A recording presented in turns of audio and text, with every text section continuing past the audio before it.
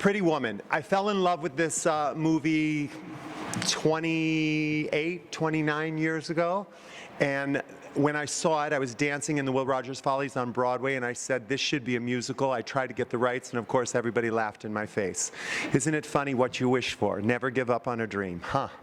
So here we are. It is a love story at the end of the day, and it is this love story between two people who are in bad places in their lives to begin with, and find each other and find a little bit of meaning through each other, and they find that the lives that they have are not the lives that they want, and that the lives that they want are the lives together. So you can't really futz with that, you need to kind of keep that similar, but you have to tell it theatrically because we don't have close-ups and two shots, and you're not looking into the eyes of a character. It's a theatrical production. There's 2,200 seats in this theater, so you can't do something small and intimate and like looking, the camera zoomed into her face. So the challenge is always, I think, finding that sort of balance. You don't want to go too far, or you don't want to go too far away as well. So, well, I think for me, I fell in love with Vivian because she is the underdog, and you're rooting for her. She's somebody who, doesn't want the life that she has.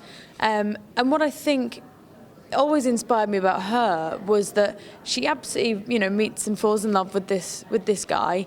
But the key line is she rescues him right back, and I feel like she absolutely does. And that moment there is the beginning of this exciting adventure that they'll go on together, and she's going to continue to challenge him in a way that I don't think he has had before. And I think that she has a really good sense of self, and he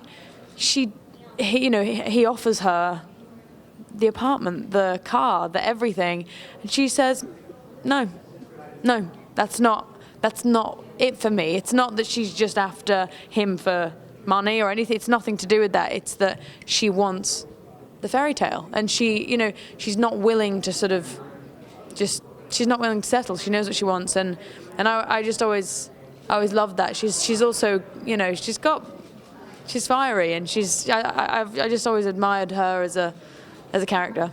Well, I thought for me the thing that I had to do was figure out what's wrong with him first, and that's sort of always the way I approach a character, is what's wrong with this person that has gotten to them to the point that they're in. And even if it's a comedy role, or if it's a person who seems like they're happy, it's always more interesting to me to figure out where the flaws are, because that's what's most appealing to an audience. If you just see a person who's got everything and they're happy and like it's all, there's nothing interesting about that at all.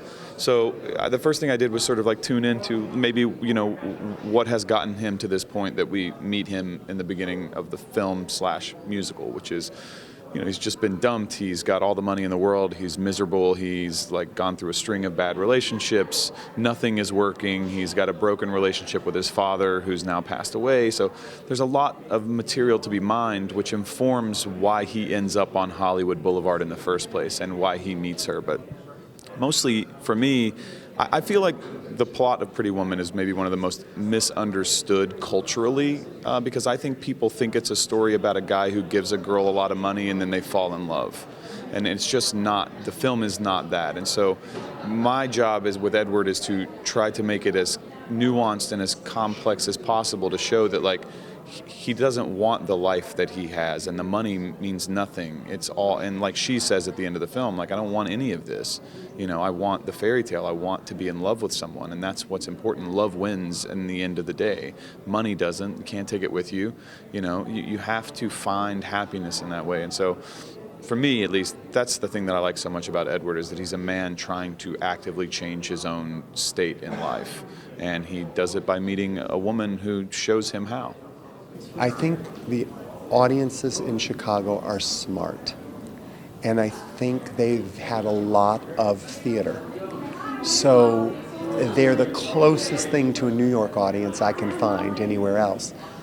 When I go out of town, I'm working on the show every day. I listen to the audience, and the audience helps lead me in the right direction.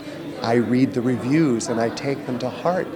Reviews in New York on opening night don't do you any good. The show's open, you can't do anything with them. Here I can do work. I can work from the review. I look for constructive criticism so I can make something better. That's why you come here and spend all this money. It's money that, to me, is invaluable to the development of a new musical.